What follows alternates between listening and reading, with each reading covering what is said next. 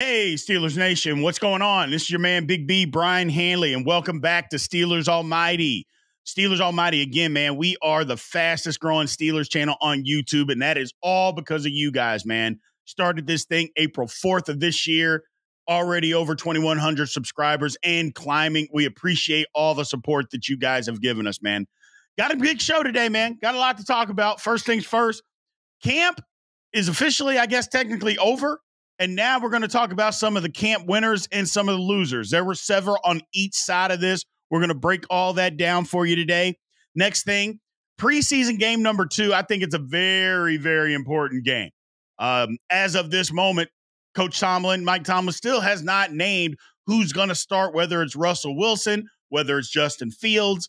There's still some position battles that are up for grabs. So preseason game against the Bills. Also, the practice, that we're going to have against the Bills is going to be very, very important. And number 3, offensive line, man. We got to get this thing set. Enough with going the back and forth and the flip-flopping of guys. Get guys in their position. Let them go play. That's just what we got to do. Enough is enough is enough. Hopefully, injury to Troy Fautanu hasn't solidified what we think the offensive line will be. So hopefully he can come back and be healthy and get back into the mix. And then lastly, if we don't get Brandon Aiyuk, which it doesn't look like that's going to happen, thank goodness, it's over. I'm not saying whether we need him or we don't, but thank goodness it's finally coming to an end. Do the Steelers bring back Juju? That he got cut by New England. Is it a good idea to bring him back? And if we do, what's that look like? So we're going to cover all that and more with you guys today, man. So appreciate you being here. Again, weekly, you can find Steelers Almighty. Obviously, we're on YouTube at youtube.com/Steelers Almighty. We're on all the social media platforms at Steelers Almighty. And if you prefer the audio version, anywhere you get a podcast, you can get Steelers Almighty. So let's get into the show, people. First things first. Training camp winners and losers. We'll start out with the winners. There was a lot of them, of winners and losers in this Steelers training camp, just like there is every year. But this year, I feel like there were some that we didn't think would be on a certain list, and some are not. So we're going to go over it and break it down. Let me know what you think in the comments on whether you think I'm right, wrong, indifferent, whatever the case may be on the winners. We'll start off with the winners. First off, I think the first one is Beanie Bishop, undrafted rookie. He came in. He's locked down that slot corner position, or has he? Or has he? Over the last week, we've seen a little change in that, and we'll go into that a little bit later when we break down our depth chart as of now. But Beanie Bishop is a huge winner, ladies and gentlemen, as far as in training camp winner. Because, again, it was a position up for grabs after we found out that Cam Sutton, was going to get suspended. Beanie Bishop stepped into the role. He stepped up. He's played well. But it looks like he's got some more competition on his hands. So we'll see. But he's a gigantic winner in this training camp. Next up, Van Jefferson. Look, there's been all this talk about the Steelers have to go get a wide receiver too. They need to get a wide receiver too. The wide receiver room looks bad. Then Roman Wilson goes down. What are we going to do? Van Jefferson stepped up. Not only has he stepped up and looked good, and I just want to remind people, the year that the Rams won the Super Bowl, Van Jefferson was a big part of that. I'm not saying he was Cooper Kupp. I'm not saying that he was Odell Beckham Jr. when he got there. But he was part of that. He had a good season. And then since then, he's just been hurt. That's kind of been his thing. It's not that he can't play football. The guy's been injured. Now, again, the best ability is availability, and he hasn't been available, so it is what it is. But in this Steelers training camp, he's been available. He's looked sharp, in and out of breaks, top of the routes, getting separation, catching the ball with his hands, playing good football. He has locked down that wide receiver 2 position, in my opinion, and a lot of people's opinion, for the Pittsburgh Steelers. And maybe they just don't need to go out and spend the kind of draft capital and then pay a big-time wide receiver to come in here, from another ball club. Maybe the Steelers just don't need to do that. Next up, Dan Moore Jr. Look, we can say what we want. You all know how I feel about Dan Moore Jr. I've been on his head for 2 years, and rightfully so, damn it. I mean, we've seen what he looks like. But it looks like Dan Moore Jr. has fought off challenges, and he's going to be the starting left tackle. Now, there's an injury involved. No, let's not kid ourselves and say that there's not an injury involved, because there is. But we're going to talk a little bit more about this Dan Moore Jr. and whoever else may be trying to play the left tackle position. But you got to say that Dan Moore Jr. is a winner in training camp, because he's going to come out of this with the starting left tackle job, man. That's going to happen. It's going to happen. Justin Fields is also a winner, man. He's played. Once the pads came on, Justin Fields has been lights out. Now, the preseason game number one, look, the 2 drop snaps or fumbled snaps, 50% are on him regardless. That's bad. It's beyond bad. It's despicable. You cannot have it. Can't have it. 1 is horrible. 2 is despicable. And he had 2. So can't happen. But he played well other than that. You know, people are getting, well, he held the ball too long. Okay, maybe on 1 play. But he should have been 6 for 6 because Tomlin just didn't catch that sideline catch by Jefferson. You know, he played well. In practice, he's played well. He's looked sharp. Justin Fields, again, a winner in training camp. Also a winner because, again, an injury. He got an opportunity, and he went out there, and he made the most of it. So good for Justin Fields.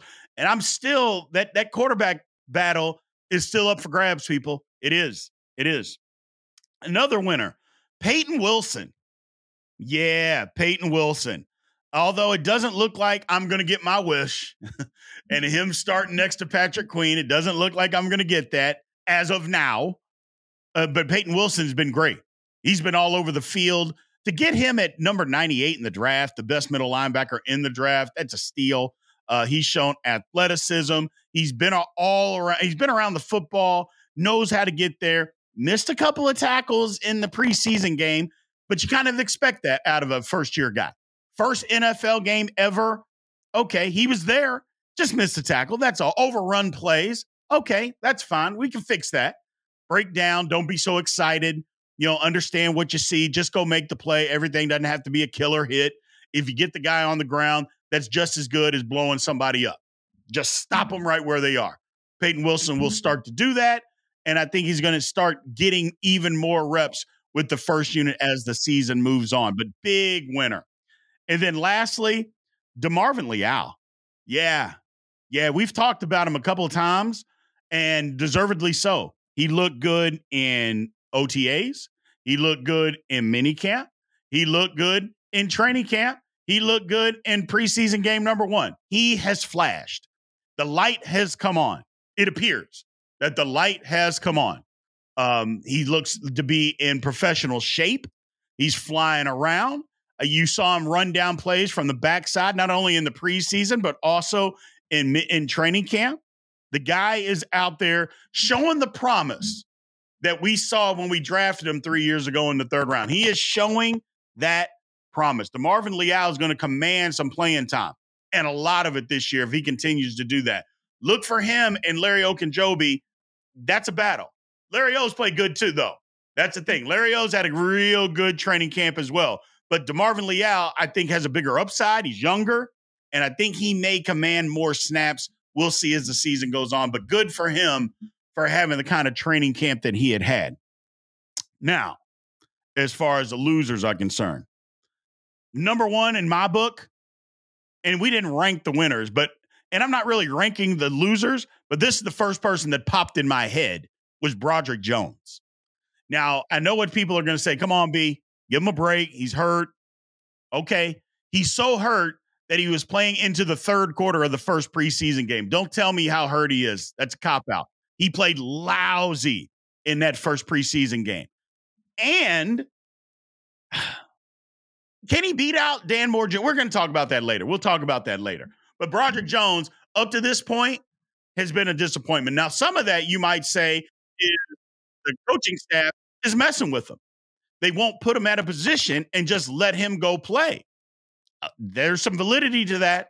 Absolutely. At some point, the coaching staff's got to stop and put guys where they need to be and just let them go play. So hopefully that happens for Broderick Jones. But as of now, especially after that first preseason game, he looked uninterested. He had no punch. He looked unathletic. That is not what we're used to seeing out of him. Not what we're used to seeing out of him at all. It was bad. It was bad. Got to be better against Buffalo. Got to be better. 2, Roman Wilson. And look, he's on here only because he got hurt and he basically missed training camp. You know, he looked good the first, 3 days, 4 days, first day of pads. He gets hurt, doesn't practice, just got out of walking boots and splints and casts and sleeves, all that stuff, starting to put more weight on it. And I think he's going to practice here in the next 7 to 10 days.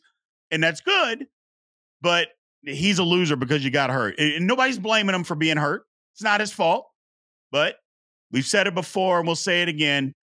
Availability is the best ability. And he wasn't available. Sorry. So he's a loser, especially this being his first training camp. That's a problem. That's a problem.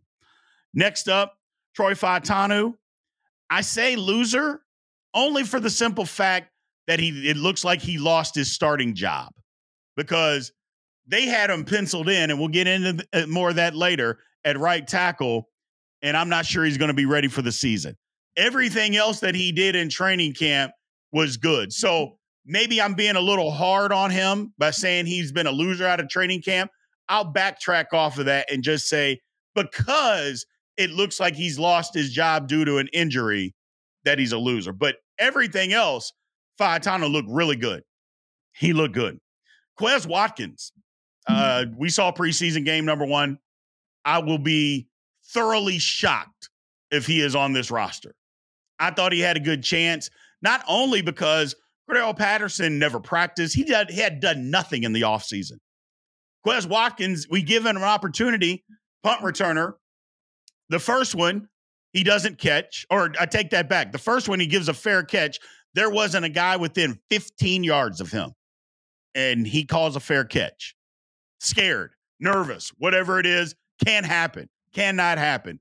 The next one, he catches, and he tries to Willie Mays catch it, and lo and behold, the ball goes through his hands on a fumble. The third one, he doesn't catch it all, gives up field position. I'm sorry, Quez Watkins, I will be thoroughly shocked if he is on this roster come cutdown day. I will be thoroughly shocked if he is, because Cordell Patterson is back, and whether you like him or not, the guy is a possible Hall of Famer at kick returning. If that's all he's going to do, if nothing else, then I would put him back there before I put Quez Watkins back there. I'm sorry. You could say it's just one game. Sometimes that's all you get, man. Sometimes you get one opportunity, one shot. We've heard that before, haven't we? And he blew it. I'm sorry. Next up, Isaiah Loudermilk. He looked uninterested. It looked like he didn't have any power. He's not going to be on this football team. I'm sorry. 53-man comes. Loudermilk will be cut, barring any injury. He didn't look good. Again, he could turn it on in the preseason game number 2 and 3 and pass some people up, possibly, but I don't think that's going to happen. I don't. I think we've seen what Loudermilk can do, and unfortunately, it didn't look like a whole lot. So it might be a case where he is is waived on cutdown day. Don't think he'll be part of the Pittsburgh Steelers, but we'll talk about it. And then Brendan Fehoko, he's on IR, so he's not going to be part of the Steelers this year. It's too bad. I think he had a shot to make the squad, but he get hurt, and he's hurt bad enough where they put him on the IR. Unfortunately, losers in training camp. So those are the winners and losers in training camp. Leave your questions, statements, comments in the comments section. Let me know who you agree and disagree with. Let's move on, people. So why preseason game number 2 is so important? Look, the first thing is Russell Wilson and Justin Fields. Hasn't necessarily been decided yet. Now, we all think that it's been decided. And maybe, again, they could be just giving us coach speak. But I need to see Russell Wilson on the field do something. Something. Now, if he comes out against Buffalo and he's lights out, then I think the competition's over because I don't think he's playing in preseason game number 3. I just don't think I don't think either one of them actually are going to play in preseason game number 3. So this is it. This is the opportunity, I believe, to go win the job. This is the chance. Mike Tomlin said it. He takes things in stadium a lot more into account when evaluating someone than he does in practice. Well, here's another opportunity in stadium for them to be able to do that. We'll see what happens, but I like that it's still a battle. I like that it's still a battle. So, not sure who's going to win it. And you all know me, don't care who wins it. But I want somebody effective that can run the offense the right way. But I still think it's up for grabs. I think it's up for grabs. That's why I believe this preseason game is still super, super important. Number 2, we got to establish the run. We didn't really establish the run with our frontline guys the other night.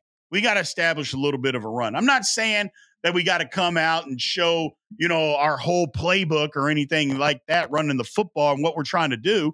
But at some point, it's just man on man, double team front side, pull a guy around and move somebody.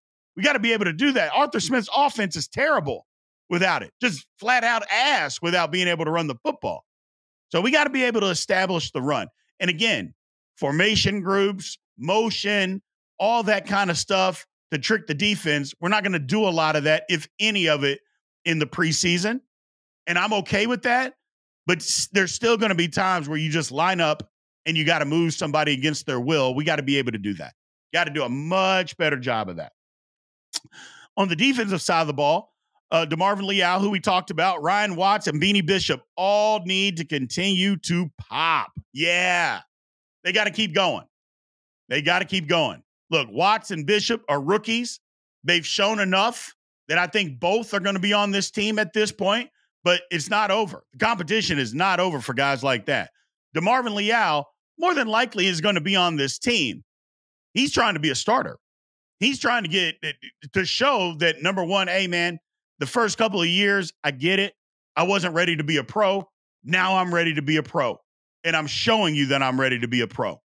So, yeah, this is a big opportunity. Again, game number 2, continue to do the things that you've been doing. Just continue. Don't settle and rest on your laurels, because as soon as you do that, something will happen and somebody's going to pass you up.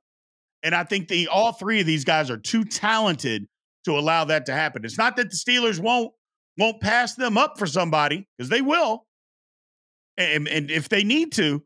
But I think these guys are ultra talented. They would prefer not to do that. They would prefer to have those guys there. So we'll see what happens. Then Zach Frazier's got to get more first-team reps. Look, I'm sorry. We talked about the snaps and Justin Fields.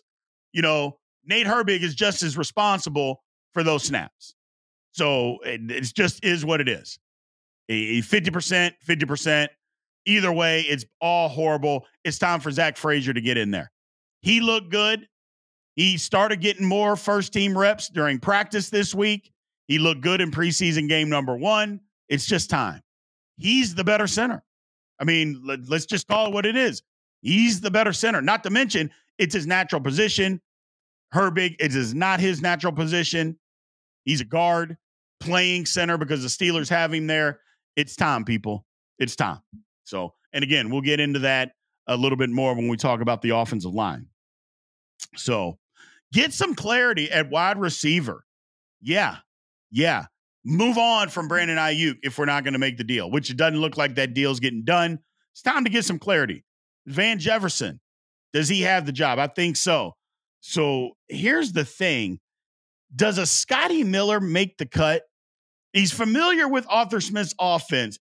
Do you guys want a Scotty Miller? It's a lot of slot receivers, or guys of that size, Calvin Austin or the third, I don't know. I don't know if Scotty Miller makes the team. I don't mind a Scotty Miller. I think he's fine. But I'm not sure that he does, even though he does have that Arthur Smith connection because he knows the offense. Would you guys be okay with that? Throw that in the comments.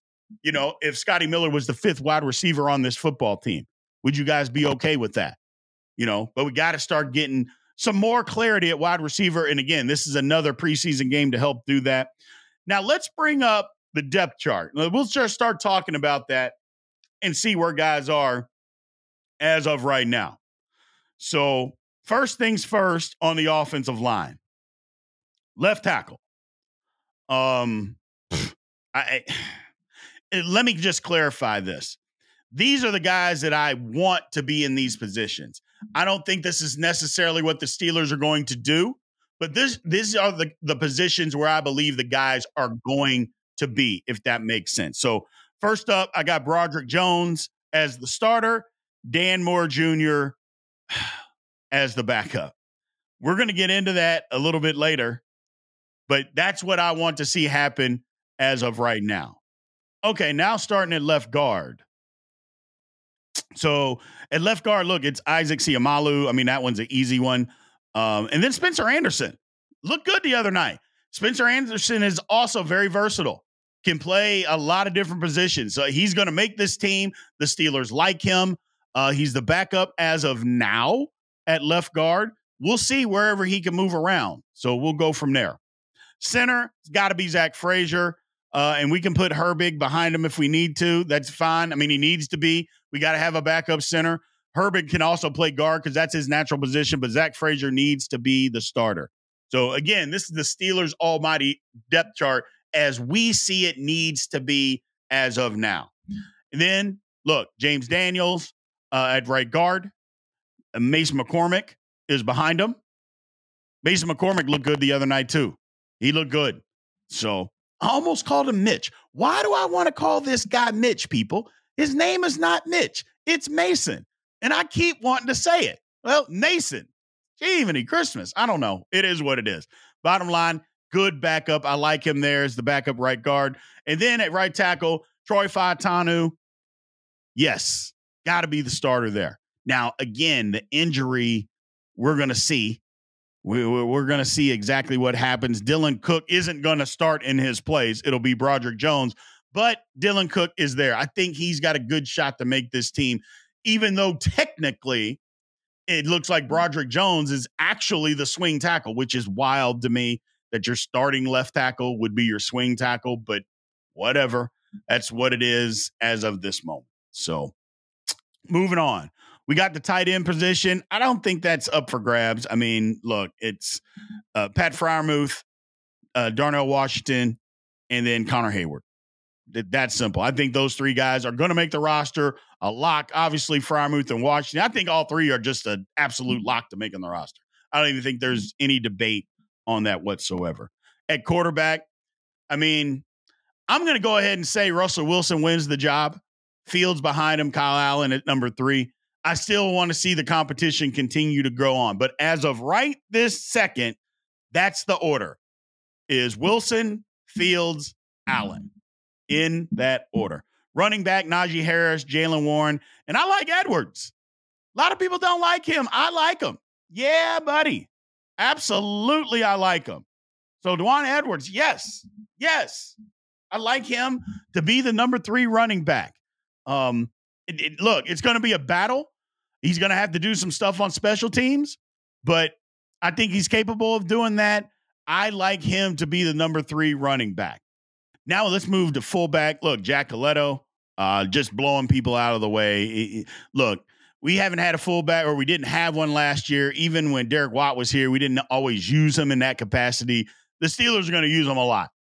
21, 22, 23 personnel, even some 20 personnel, which is a little odd sometimes. But yeah, we're going to use a fullback to do things that fullbacks do. I like him being on this roster. The guy is an animal, and we've seen it all training camp. We've seen it. We've seen him doing his thing. So good for him, man. Look, wide receiver 1 is Pickens, obviously. Do we need to go make a trade for somebody else? No. Pickens is the wide receiver number 1. Now behind him, that's where I've got Roman Wilson, because I think by week 1, I think Roman Wilson will be back. And that's where it comes in. I got Scotty Miller behind him. It comes in, okay, does Scotty Miller make the team? Yeah, I think as of right now, I think he does. I think he does. So I like Scotty Miller there. behind Roman Wilson. At the other wide receiver starting spot, I got Van Jefferson as of right now. Now, as the season goes on, maybe Roman Wilson can end up getting that job because I think he was tracking to get that job before the ankle injury. I think he was tracking to get it. But as of now, Van Jefferson, the starter, Calvin Austin, the third, coming in behind him. So that's how I see the offensive depth chart right now. Again, this is a Steelers almighty depth chart as we see it. Now let's flip over to defense. What do we have on the defensive side? First off, at nose tackle, we've got Keanu Benton. Yeah. Keanu Benton. I think Keanu Benton is going to be the difference to this defense. Martravius Adams is a backup. Looked good the other night. Has basically looked good since he got here. So let's not kid ourselves. I think the guy, again, if Benton needs to move over to one of the other spots in a 3-4 or whatever the alignment is, Adams, while a backup, has played well, can fill in. It's a solid position for the Steelers right now. Very, very solid. Left end, Larry Ogunjobi, looking good. There were questions about him. There were questions about, what basically after what we saw last year is like, okay, we got to have something from Larry O. Well, we've gotten something so far in camp from Larry O. So good for him. Dean Lowry behind him. Been hurt, but I think Dean Lowry's a player. Matter of fact, I know he's a player because I think he could have gone some other places and maybe started on other teams at a defensive tackle position. So having Dean Lowry as a backup is big. Right defensive end, Cam Hayward. And again, we run a 3-4 set. Cam Hayward, gigantic. We know what Cam Hayward is. We know what he means to this organization. It is what it is. We love Cam Hayward. There's just no ways around it. Need to have him to have a good year, though. We need to have him have a good year this year. And then DeMarvin Leal, we've talked about it earlier. Incredible camp so far. The light switch looks like that is flipped on for him. The light switch looks like that it is flipped on for him. Left outside linebacker. TJ Watt, that kind of goes without saying. And then Kyron Johnson has played well. Looks like he's played his way into a backup role. Like, we thought it was going to go to Marcus Golden, but he retired. And again, I love what Mike Tomlin had to say about Marcus Golden. Football's tough. If you're not 100% all in, he probably made the right decision. And it didn't. He came into camp and he thought, you know what, this just isn't for me. Or maybe he didn't even want to go through camp. And maybe he's like, week 4 or 5, call me back. And maybe I'll come back then. And maybe that's it. But either way, Kyron Johnson, I think, has worked himself into that position. Right outside linebacker, Alex Highsmith. We know what he brings to the table. And then Nick Herbig playing well. Had a big pressure on C.J. Stroud in preseason game number 1. I expect big things out of him this season, man. I just do. I think the Steelers are going to mix and match and do a lot of different stuff in obvious passing downs where they can get Watt, Highsmith, and Herbig all on the field at the same time. If they can, or if they do, it can cause problems for teams. It really, really can cause problems for teams. So next up, look, in the inside linebacker, Patrick Queen, and then Mark Robinson behind him. We know what Patrick Queen brings to the table. Second team All-Pro last year. Young, athletic, fast, and plays with an attitude. And it seems like he's also playing with the chip on his shoulder. A lot of people aren't saying that he's as good, saying that everything that he did was because of Roquan Smith. Well, now he gets his opportunity. I love that for him. Good for him, man. Right outside or inside linebacker, I tried to talk it into existence, even though the majority of you guys told me I was nuts. It looks like you guys are right that E-Rob is going to end up winning that battle over Peyton Wilson. I will say this. Peyton Wilson is going to get reps, and it's not just going to be in obvious passing downs, okay? He's going to get some reps on rundowns. His upside is just better than Robinson. It is. And I know Robinson's a tackler. Or not Robinson, Roberts. I apologize, Roberts. I know he's a tackler. I get it. He is a great tackler. But I just think Wilson can be better and will be better. Now, he's got to show it. He's got to go do it. but I think that he's going to be better. I really, really do. So cornerback number 1, Joey Porter Jr., great year last year. Got to be a little less handsy. He's a little handsy out there, but he can work on that. And then Beanie Bishop. Now, granted, I know Beanie Bishop and Grayland Arnold are playing slot corner and battling out for slot corner. But we're just doing the base defense here. So we'll put those two behind Joey Porter Jr. And basically, Arnold and Bishop right now, it looks like they're in a battle for that starting slot corner spot. We thought Bishop was playing well. All of a sudden, we get to practice this week, and Arnold has taken most of the reps there. You don't know if Mike Tomlin saw something or the defense saw something, or if they're trying to send a message to see how Bishop, responds to, I don't know, some adversity. Hey, we're taking this job away from you. Are you going to crumble or are you going to fight back? And I think Beanie Bishop may just fight back, but we'll see. We'll see what happens. Other starting cornerback position, Dante Jackson's looked really good. He's looked good. He's a little banged up right now, but he'll be healthy. It's nothing serious. He'll be back. Corey Trice Jr. Yeah. Corey Trice Jr. has looked good, people. He has. He's figured some stuff out. He's trusting his knee. He always had the talent. It's his health that's always been the problem. Well, he's healthy, and he's trusting it. The Steelers have given an opportunity since Jackson has been out, and he's looked good.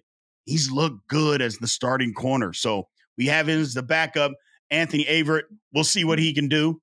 If he can push for that backup spot, I think he's going to make the roster. I think he will. But right now he's at number 3. He's at number 3 behind Jackson and Trice at that position. Strong safety, Deshaun Elliott, a little banged up, but Deshaun Elliott has done his thing. We know what Deshaun Elliott can be. He's looked good in training camp, by the way. He's looked good in training camp. My man, Ryan Watts, I talked that into existence. Is the backup there as of now. Look, Miles Killebrew is the special teams guy. We know what Killebrew is. He's a special teams guy. Watts is a better safety than he's going to be. I like him being out there. And then at free safety, look, we're getting Mika back to doing the things that Mika does best. I love it. Good, but it's a big year for him, though. After having a little bit of not a little bit, it was a down year. It was injured, but it was a down year for Mika Fitzpatrick last year. Big year, big bounce back year for him. And then DeMonte KZ, a lot of people said that he is a guy that could get traded on cut down day or absolutely cut. Now, I don't think that that's going to happen, but it could. It kind of depends on what happens with our man Ryan Watts. So we'll see what happens there. But that is the depth chart as Steelers Almighty sees it on the offense and the defensive side, people. Like I said, I think this preseason game is very, very important. So let's move on. Halftime here. Let's take a little quick break. And as a quick reminder, I want to thank all you guys for all the support that you have given us. That is literally the reason why Steelers Almighty is the fastest growing Steelers channel on YouTube right now. As always, super chats are wide open. We appreciate everybody that has sent us the super chats. As you know, you always can control the conversation. It also helps support us so we can help putting these podcasts out to you guys. So we appreciate that. Thank you in every way. Remember, like, follow, subscribe, and leave those comments continuously because that's what drives the algorithm. More importantly, I like going back and forth with you guys and talking to you guys. So continue to do that. We want to thank you for that. Let's move on here. So the Steelers got to settle on an offensive line. Yeah, they got to settle on an offensive line. Enough is enough. Broderick Jones being the swing tackle, although he played bad the other night, he's got to start playing better. And yeah, it just at some point he's got to step up. He's got to step up. And maybe that's the reason. Could it possibly be, that Dan Moore has shown to be as good a left tackle as Broderick Jones? Is that possible? I mean, is it possible? Because if that's the case, that's not good news, people. That's not good news. But Broderick Jones has got to step up. He's got to separate himself. He's got to do so much to say, hey, guys, enough. I'm the left tackle. Stop with all this shuffling back and forth. I am the left tackle. And maybe that's the reason why the Steelers are doing what they're doing, is because maybe he hasn't shown enough that he can be the left tackle. Maybe Dan Moore's shown more. I don't know. But what I do know is that I think Broderick Jones has to be the left tackle of the future, and time is now. The time is now. Start putting it together and be better. Don't give me the elbow thing, because if his elbow was that hurt, there's no way he's playing into the third quarter at right tackle in the first preseason game. So let's not let this elbow thing be an excuse. We're not going to let that be an excuse. We're just not. So that's my thing. Is Jones actually a better left tackle? I would hope that he is, but if he's not, we're in trouble. Frazier needs to see more time at center. He needs to be the center, not just more time. He needs to be the starting center. Okay? There's no more ifs, ands, or buts. I don't want to talk about it anymore. He looks better than Herbig. He played better than Herbig. He's more technically sound than Herbig. It's his natural position where it's not Herbig's natural position. It's just time for Zach Frazier to take over the reins. We've dilly-dallied around long enough. It's time for Frazier to be the starting center. End of story. End of story. I don't want to hear anything else about it, quite frankly, because it's starting to – it's the cohesion. We always talk about cohesion with the offensive line. Well, how do you get that if the guys that are going to be in these positions and that are the best players in those positions aren't getting the reps? It's time that they start getting the reps at those positions. Frazier needs to be put into the lineup immediately. Immediately. So now, Faetanu is a different story. Now, here's the thing about Troy Faetanu. It looks like that he had earned the right tackle starting job. And reports have come out is that when he's back and healthy, he is the starting right tackle. That's the word on the street. Yeah, he struggled a little bit in preseason game 1 in pass protection. And we'll get to the pass protection for the entire offensive line here in a quick second. But in run blocking, he did not struggle. He got after it, was aggressive. He's the right. That's the reports that Troy Faetanu has won the starting right tackle job. So when he's ready to go, he's implemented into that position. Good. He needs to be. Broderick Jones, you got to step up, though, on the other side. But Troy Faetanu, as a rookie, he's shown enough, apparently, to have earned himself a job. So look for that to happen once he is back and ready to get on the field. Look for Faetanu to be your starting right tackle. Is that now? Is it game 3 of the season? I don't know. But when he's ready, he supposedly is the starting right tackle for the Pittsburgh Steelers. Now, let's get into some of this pass protection stuff, man. Yeah, it didn't look great. Didn't look great. First off, they got to be more physical. You got to be more physical in pass pro. We've seen it. The first snap of the game, somebody argued with me at preseason game number 1. They thought, oh, man, it was check down. I was like, it wasn't a check down. I go, Broderick Jones just gave up a short corner and got whipped. And I go, now the play was a screen is what the actual play was, but he's got to be better. We got to be more physical at the point of attack. I'm not saying to be aggressive. It's the last thing an offensive lineman needs to do is be aggressive in pass protection. But that doesn't mean you can't be physical.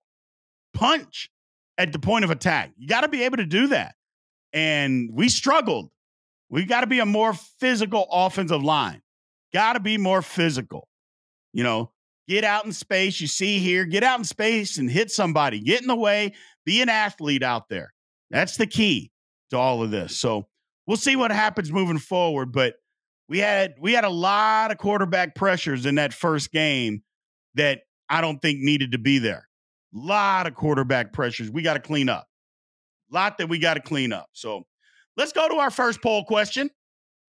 Let's go to the poll. So poll question, what tackle combo do you want to see start week 1 versus the Atlanta Falcons? First, you got Broderick Jones at left tackle, Dan Moore at right. Now, that's the one that's never going to happen because Dan Moore, I don't want to play right tackle. I can't play right tackle. So If you put that one in the comments, you're just being funny. You're just being funny. Second one, left tackle Moore, right tackle Faitanu, and Broderick Jones on the bench. Do you want to see that? If Broderick Jones can't get it together, we very well might see that. Third, left tackle is Jones, right tackle Faitanu. I think that's the best one. I think that's the one that we need to see. But we'll see. We will see. And then last, left tackle is Moore, right tackle is Jones. I mean, if Faitanu's hurt, that's what we will see.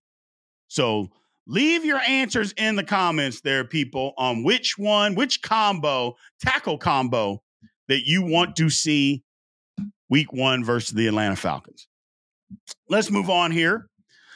So the Brandon Aiyuk saga has drug on and on and on. At some point, the Steelers, again, I said this on a live, Steelers got to stop being the side piece, man. We got to stop being the side piece. Well, we've agreed to a deal. Now he's just got to decide if he wants to come play for us, and then the 49ers got to decide if they just want to pull the trigger. Well, hold on. Why are we agreeing to that? Like I said, the Steelers have been the side piece in this from the beginning. I don't like it. Let's get out of it. Let's say the deal doesn't go through.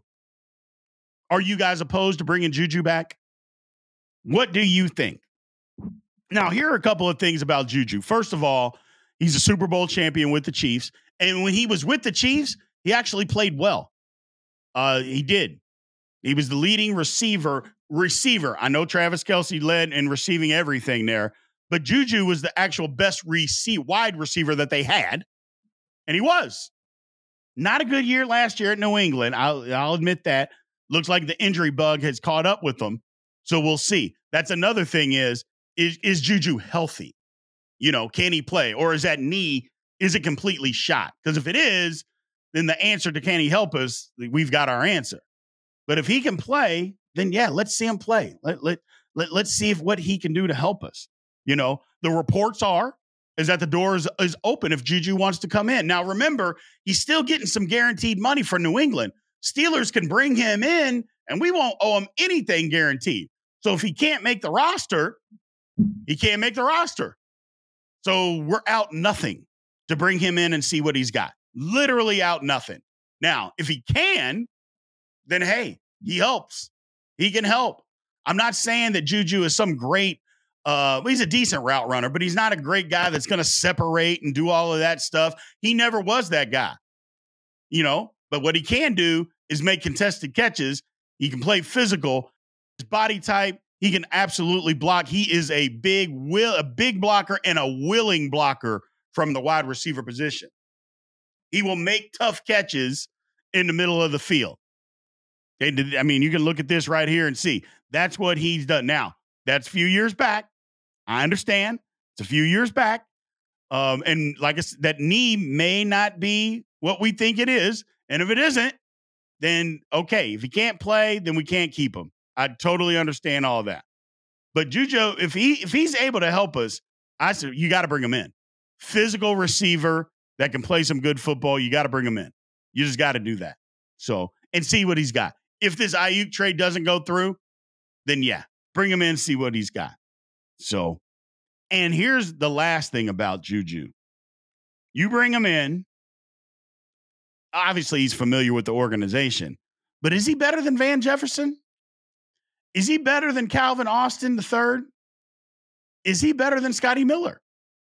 Those are questions that you got to ask yourself if you decide to bring Juju Smith-Schuster in. And if he does, is he better than those guys? I don't know. Again, I think it all kind of depends on the health of that knee.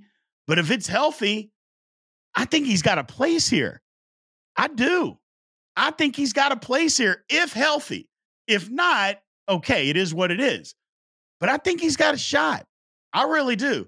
Now, whether you think he's better than those guys or not, he plays a little bit different position than Calvin Austin and Scotty Miller because they're always going to be on the inside. But you could use Juju as an inside guy too. He can run a lot out of the slot and be a big slot receiver. A lot of teams do that. And you know, an Arthur Smith offense would love to have a big slot receiver. So if he can help us, yeah, I think it's a good idea. But either way, we're going to ask you guys because we got another poll question that we're going to bring up. So let's bring up the poll question.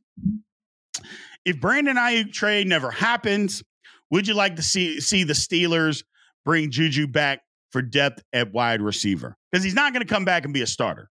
So the illusion that maybe hey, Brian, there's no way this guy's going to be a starter. I'm not saying that. But if you brought him back for depth, would you be okay with bringing back Juju for depth if the Aiyuk trade does not go through? Please leave all your questions and comments in the comments section. So, look, the Steelers roster and the depth chart is starting to take shape. Don't get too comfortable if you're guys that are fringe roster guys because these last two preseason games mean a lot. They mean a lot for guys like that.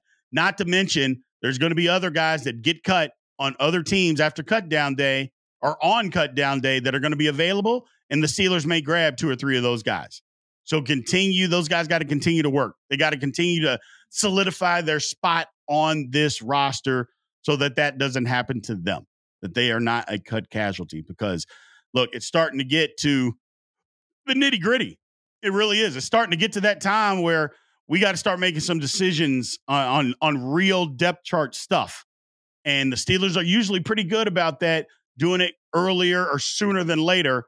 I think this week kind of separates from the rest of the week. Big preseason week coming up for the Steelers, people. Big preseason week. So thank you guys, man. And that's all we got for you today. Again, as always, Steelers Almighty. We're on YouTube at youtube.com/Steelers Almighty. Anywhere that you would get a podcast, Steelers Almighty is available, and we're on all the social media platforms. So continue to like, follow, subscribe, leave those comments, especially. Also hit the notification bell so you know exactly when Steelers Almighty videos come out. Thank you, guys. We love you, and aloha.